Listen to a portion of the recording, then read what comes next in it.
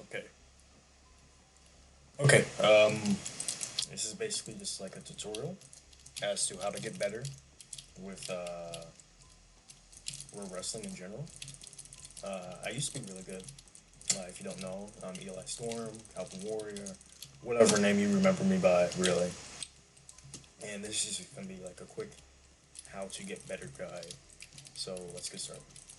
So the first thing you want to do is make sure that you always never expose your left side. Like no matter what you do, you never want to expose your left side.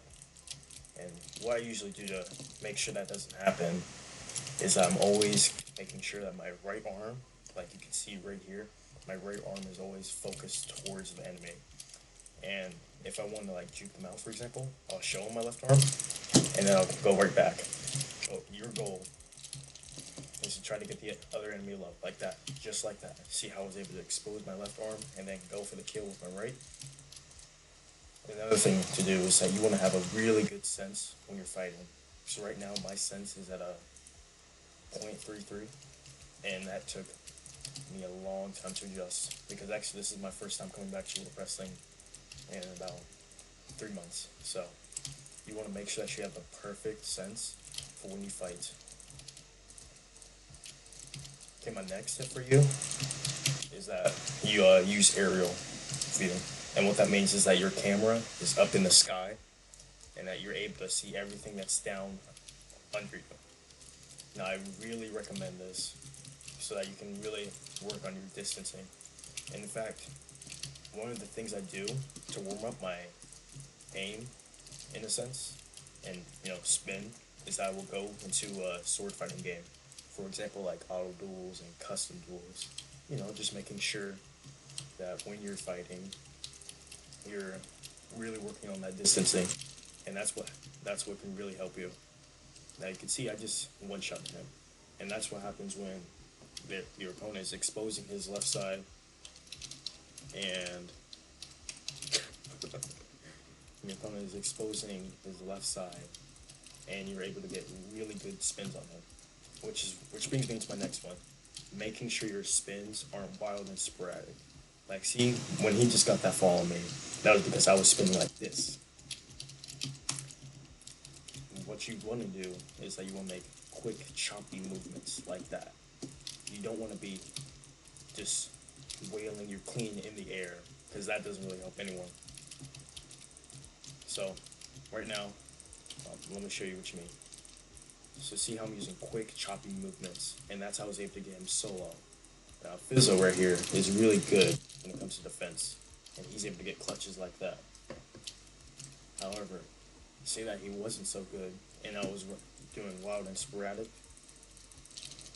like that, where you're not able to really focus on your opponent. It's things like that that's going to get you killed. Like, I got really lucky there. But making sure that you're not doing this, and that you have a clear and focused point. Shaking your mouse just like that, but not too much, not way too much, to the point where you can accidentally get yourself killed really easily. So right now we're gonna spar F2-3.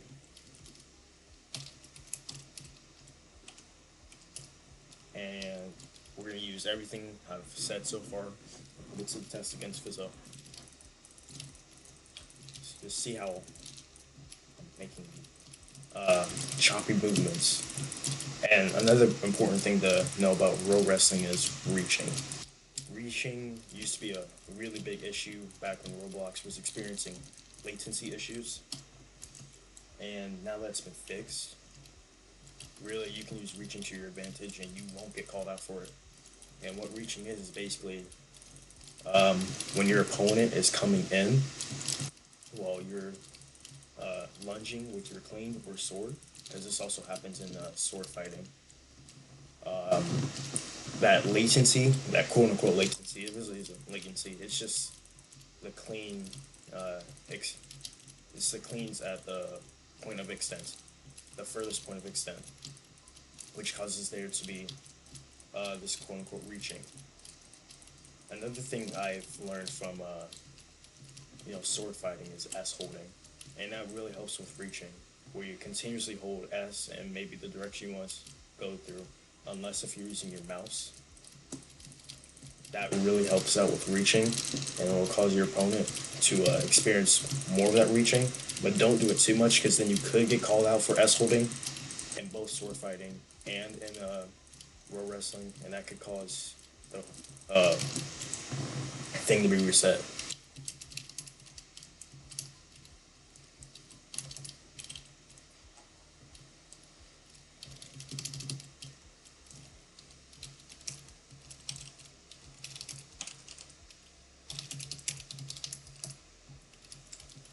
So my next tip is using your surroundings or terrain or whatever is around you to your advantage. Now, if it's just a flat surface, there's nothing much you can do besides trying to juke them out as much as you can.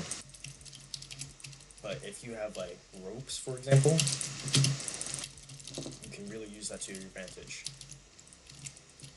Yeah, like see how he's using it to fling off, or how I use it just to juke my opponent by pretending like I'm going backwards and then I go forwards and destroy him with the clean. That's what I'm talking about. That's what juking is, really. Because they won't really expect it. So right now, I'm using not too sporadic, but controlled and concise movements with my clean. I'm not exposing my left side. I'm using the terrain to my advantage. And I'm really just making sure that my camera is at an angle where I can see, where I can figure out distancing, but to an extent where it's not going to hurt me too much. Because if my camera's just in the sky, it's going to cause my movements to be even more choppier, and I don't really like doing that in the sky. Because, say for example, they have their ceiling as non-collidable, you can go right through it, and it will look really bad if you're all the way up in the sky.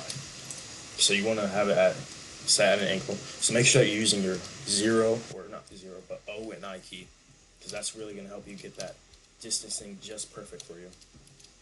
So I'm having the distancing at a preferred level. My sensitivity is at a 0.33, which it's going to take a while for tweaking. So when you're doing that, just make sure that you find the correct sense that you want. And that's about it.